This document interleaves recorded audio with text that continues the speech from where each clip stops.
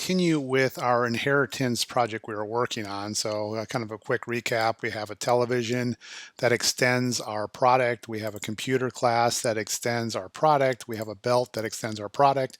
Then we have a parent class that we created. You'll see I have an error there right now, because what I want to do is I want to talk about another concept that's called polymorphism when it comes to object-oriented programming. There's two types of polymorphism. One is where the same method does different things based on where it is in the structure. So I could have in each of these, I could have television do something. We could have a method in television called turn on, and I could have a message in computer called turn on, and I could have a message in belt called turn on, and they would each do something a little bit different. When I turn on a television, the picture would show up. When I turn on a computer, the hard drive would spin up. If I turned on the belt, I don't know, maybe it buckles itself or whatever it is. So when I call turn on, it's, even though it's the same method, it's going to act different in each of these different pieces of it. So what I want to do is I also want to talk about polymorphism from a parent and child. So this is called overriding. So we're going to override one method with another one. So in this perspective, I created a dummy method right now called public return void return, and return is a keyword, so I'm not allowed to actually use the word return, even though it's, we had buy and we want to return it. So we'll go ahead and call this one return product, and we just want to print out returning the name of the item. So that's going to be up here at the parent level, and it does not exist right now in television, computer, or belt. So if you scroll through these, you won't see it.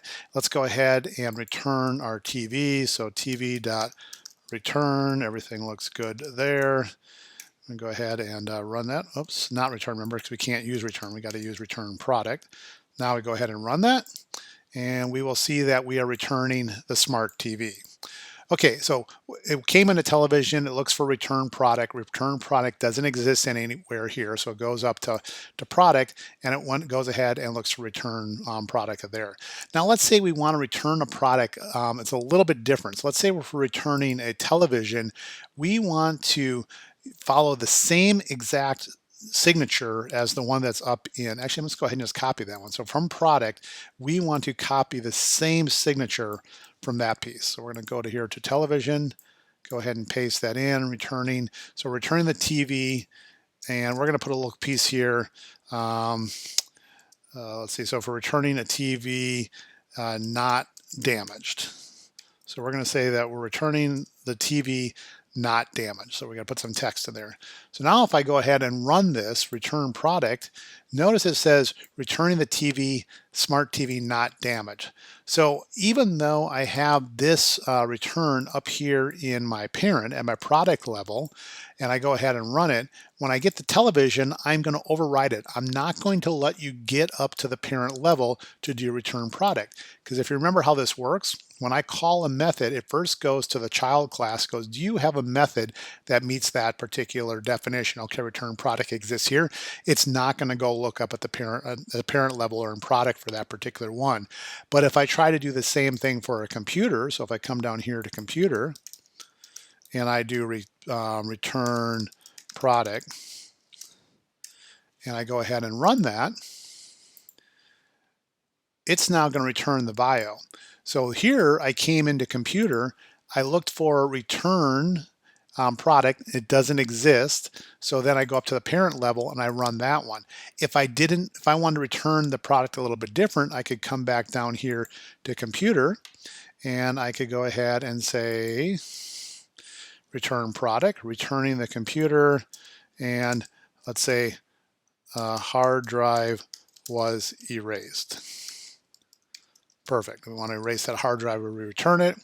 And now if I go ahead and run this one, the TV was damaged, the TV's return was not damaged, and the VIO hard drive was erased. And if I try to call the belt one, belt dot return product, and I run that one, that's going to again use the one that's at the product level. There's no return product at the belt level, so it's going to go up there. So overriding allows you to call the same exact method. I can call return product. I can call return product and I can recall return product, but it's going to act differently based on which one actually runs. If there's one at the child level, it's going to run that one. If there's not one at the product at the child level, it's going to go up to the parent and run that. So it's going to act differently based on the overriding effect of which method actually is in scope, or which one's closer to being called. So if it's in the child class, it's going to perform differently. If I happen to remove the one that's in the child class, so if I go ahead and take this television one and just comment it out, and go ahead and run this again, it's now going to default up to the product level and return the smart TV. So it's just a matter that it still exists at the product level, but this one is overriding it and hiding the one behind it. So that is overriding.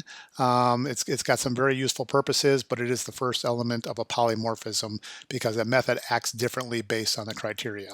Thank you.